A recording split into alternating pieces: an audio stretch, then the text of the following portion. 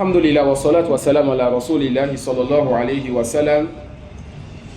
Nous avons, n'est-ce pas, eu à étudier ensemble le chapitre du siwa qui a renfermé beaucoup de comportements qu'il faut avoir, n'est-ce pas?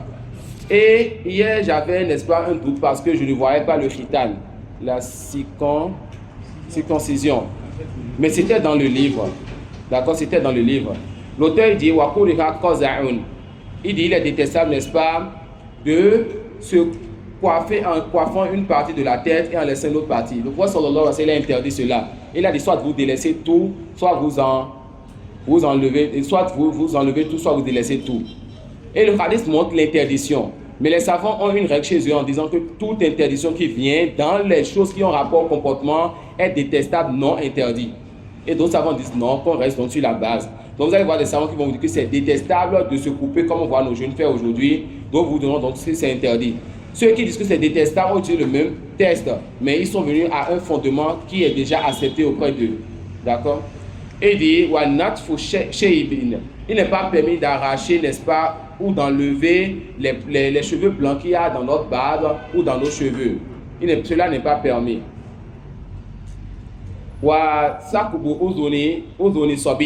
Il n'est pas aussi permis de faire du piercing aux oreilles d'un enfant garçon, d'un bébé garçon. Cela est permis pour la fille quand elle aura besoin, quand elle va grandir, de se faire belle avec ce trou-là. Mais pour le garçon, cela n'est pas permis.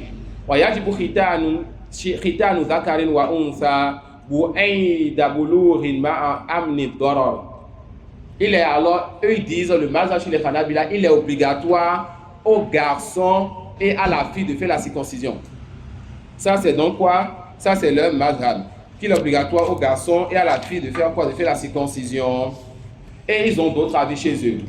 Parmi ces avis, le fait de dire que c'est obligatoire aux garçons, pas à la fille. Parmi ces avis, le fait de dire quoi? Que cela est obligatoire aux garçons, pas à la fille. Donc ils ont un premier avis, c'est ça le mazhab. Il est obligatoire aux garçons et à la fille de faire la circoncision. Un deuxième avis, cela n'est pas obligatoire à la fille, mais cela est obligatoire aux garçons. Pourquoi le garçon fait la circoncision et pourquoi la fille fait la circoncision? Quant au garçon, n'est-ce pas, comme on le sait, c'est fait d'enlever une partie supplémentaire de sa peau.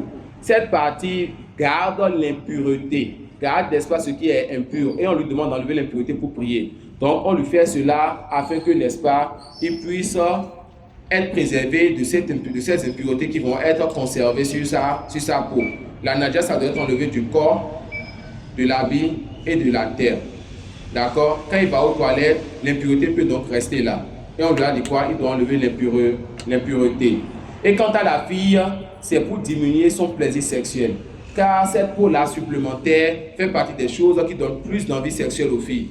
Donc, on voit selon le besoin et la situation de la femme. Si son envie est trop, alors il lui est recommandé, n'est-ce pas, la circoncision pour diminuer cela. Il n'est pas permis de tout enlever pour qu'elle n'ait plus ce plaisir-là.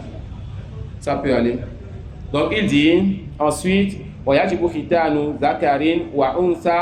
est-ce que l'obligation donc de faire donc la circoncision c'est, n'est-ce pas, après que l'enfant garçon ou fille, selon le mazhab, comme c'est obligatoire pour les deux, quand les deux ont atteint la puberté. D'accord? Quand les deux ont atteint la puberté, l'obligation tombe sur eux. Et avant cela est recommandé. Et mes deux enfants, Imran et Ahmad, le jour de leur naissance en même temps, ils ont eu à faire cela. D'accord? Et on dit l'obligation tombe après la puberté et on le fait quand la personne espère être à l'abri, n'est-ce pas, du mal. C'est-à-dire que cette personne ne tombe pas malade, voire même mourir à cause de la circoncision.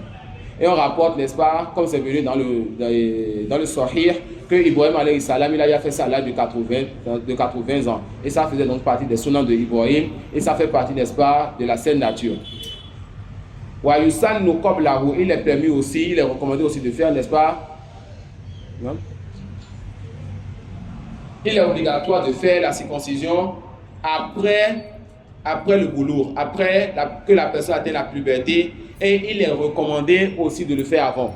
Donc avant la puberté, chez les Hanabila, c'est recommandé. Après la puberté, ça devient obligatoire. Et on va finir sur ceci.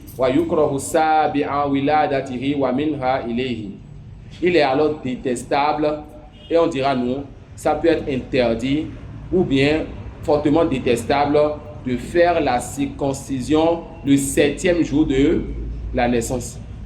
Pourquoi? Ça fait partie des particularités, n'est-ce pas, des Juifs, et on nous a demandé de ne pas ressembler aux Juifs et aux chrétiens, ni à n'importe quel pervers ou innovateur dans ce qui leur est particulier. Donc, comme ça fait partie des particularités des Juifs, de faire la circoncision le 7e jour, nos savants nous enseignent qu'on ne doit pas faire cela. Wallahu a'lam wa subhanaka wa bihamdik ashhadu an la ilaha illa anta astaghfiruka wa atubu ilayk.